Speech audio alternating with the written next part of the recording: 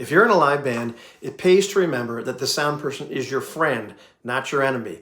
Because of that, cooperating with them is one of the keys to having a successful and awesome sounding show. Hey kids, this is Ivan. How you doing? And if you don't know, I've been playing in bands and doing sound for bands for over 40 years now.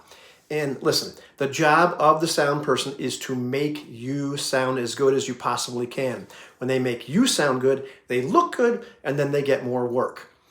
Despite this, it's amazing to me how many musicians and how many bands have kind of like an antagonistic, adversarial, kind of like mistrustful relationship or view of sound people. It always makes me scratch my head. So let's assume that the sound person that you're using at your gig or that the venue is using is not a psychopath. And in fact, they want you to sound good because they want to look good and get more work. One of the things to remember is they can hear what it sounds like in the audience and you can't. You might think you can. Trust me, you can't. I've done sound enough times where I've been playing in the band and doing sound at the same time. So I've used a wireless system and I take my bass and I run out into the crowd and it sounds completely different. Sometimes it will blow your mind how different it sounds. I'll give you one example. There are times when the bass can sound like a foghorn on stage, way too loud. Go out in the audience and it's gone, it vanishes. Figures a bass player would say that, right? But honestly, just as many times it sounds anemic on stage. I'm having trouble hearing it without putting it through the monitors a little bit more. And you go out in the audience and you know what? It's too loud already and I have to turn it down. So you just don't know. So you have to trust the sound person that they can hear things and they can make these adjustments. Now they can, should, and will probably give you direction.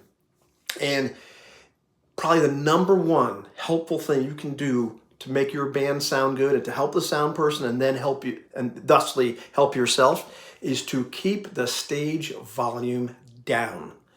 And yes, even drums, yes, even your tube guitar amplifier. This allows them to do a lot of things. This allows them to control the volume for the venue so it's not too loud. This allows them to adjust the tone for the venue to make sure it's not too harsh or that kind of stuff. It lets the PA do the work. And it lets them control the mix and do the frequency slotting and tone adjustments and volumes of all the instruments and in order to let everything breathe and to pop and to sound good. They may give you direction besides volume. They may ask you to adjust the tone of your amp. Oh my God. They may, let's say for example, they might tell the guitar player, hey, could you take the low end off of your amplifier? This is not to get rid of your sound or your tone. This is to help with clarity and to reduce sonic clutter and to make all the instruments pop. And I don't know, we've all had that experience of going into a venue and either the stage volume is too loud or the sound person isn't all that good or whatever. And everything is this wash of sound. You can't, and nothing's distinct. You can't pick anything out and it's muddy and cluttered and it sounds like absolute crap. The job of a sound person is to make sure that doesn't happen. So you've got to give them something to work with, and very often it's low stage volume, and if they need you to adjust the tone of your instruments, you do that. As a singer, if they give you directions on how to use the mic, like get closer to the mic or don't eat the mic so much and all that kind of thing, or sing straight into it, listen, because generally they know what they're talking about and they're hearing something out there that you can correct or help them correct by the way you actually use the mic. Now, there's times, like depending on the system, they may give you very specific direction about the lines that you're using into the PA, whether they want to take something direct, whether they want to mic something up, whether they want to do both. If you're a keyboard player and you're sending them something like 3 or 4 lines, they might not have enough in the PA depending on what they're working with, and they may need you to reduce the number of lines. Maybe you've got a keyboard that normally you'd send a piano sound and an organ sound out, but it's got a mono sound as well. And with keys as well, if you're using a bunch of patches, make sure that you've done the work beforehand to get them all at about the same volume, unless there's some reason that something's supposed to pop for a second. Because it's amazing how those patches can vary. And when you're sitting there trying to do sound, and in one song the keyboard is way too loud, oh man, you're turning this fader down, and the next one's like, I think they're playing. I just push it back up. This happens all the time. So as a keyboard player, do that. Ditto for if you're using some kind of modeler as a guitar player or even a bass player, those patches can vary unless you do the homework beforehand to make them all about the same volume. And I work with some people where they're all over the place. I work with other people where they've done that homework, and it's a breeze because it helps me make them sound good, and I'm not like playing catch up all over the place trying to fix that, if I can say that. You know what I mean? So that really, really helps. Likewise, if you're singing backup vocals, don't sing quieter. I just had to tell somebody this the other day. They had kind of a quiet voice, and they started saying their voice like disappeared, like when they were the backup singer. I'm like, where are they? And I'm trying to pump them back up, and they're saying, oh yeah, I was singing. I asked them, are you singing quieter? And they're like, oh yeah, I'm singing quieter. It's like, I'll take care of that. So just belt it out like you're trying to drown out the lead singer, and it's the job of the sound person to fix that. So, once again, give us a consistent signal. We can work with that. And trust me, I'm usually on stage, not doing sound. Much more of the time, I'm on the stage and rather than like behind the board. So I know what it's like, in both cases.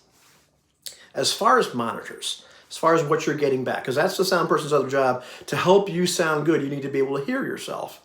They're going to give you the best monitor mix in terms of the ability of the system to give you. That's their job. Now the system may have limitations. It may not be able to give you several monitor mixes. The monitors may not be, if they're not theirs, they may not be up to snuff. Usually you can get some pretty decent monitors, but very often you're going to need to help them. And the number one thing, once again, you can do to help get the best monitor mix and to be able to hear yourself, because I've worked with a lot of people and played with a lot of people where their monitors are screaming so loud they're just about on the verge of feedback because the singer wants a little more, a little more, a little more.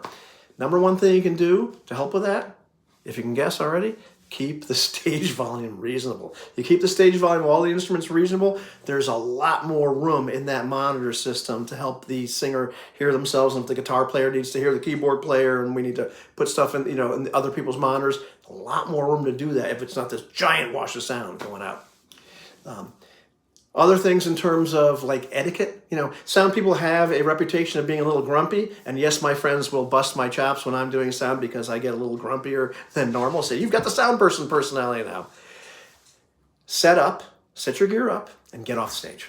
It's one of those things that, if you're in the way and it looks like you're in the way, get off the stage. The worst thing you can do, and to a sound person or to the other musicians in your band, is to get on stage, plug your amplifier in, and start noodling around your guitar.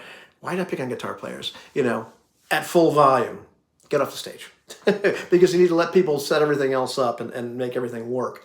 When it comes time for sound check, if they call you up on stage, do the check they ask you to do, listen to, whatever they're asking you to do. If they need to turn the amp up, down, whatever you're doing with drums, play, and then we tell you to stop.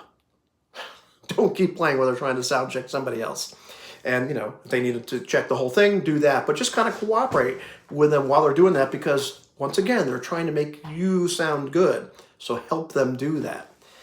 The other reason the sound people get a little grumpy sometimes is think of all the equipment you bring to a gig as, like, say, a guitar player, keyboard player. Multiply that by 10. And that's the amount of gear that the sound person is looking after, trying to make sure it's all working and, where is it and what's plugged into what. The other thing, though, is definitely give feedback to the sound person. Let them know if you need something differently. Let them know if you've got some really weird piece of gear that you need to plug in. Let them know as soon as possible, unless they look like they're tearing their hair out, which is not what happened to me. But, if you can let them know beforehand, before the gig, give them some kind of plot or like what kind of instruments you have. Don't be like this band that we did sound for years ago. Or I'm helping my friend do sound, and it was a big, big event. And we asked the band, okay, that's everything. That's all the instruments? Yes, yes, yes. You're sure? You don't have anything else? Nope. Third song in, the guy reaches behind him, goes backstage, pulls out an acoustic guitar, and looks at us with a confused look on his face. Now I have to scramble up there, get a direct box, put him, give him a line and all that kind of stuff. Don't do that.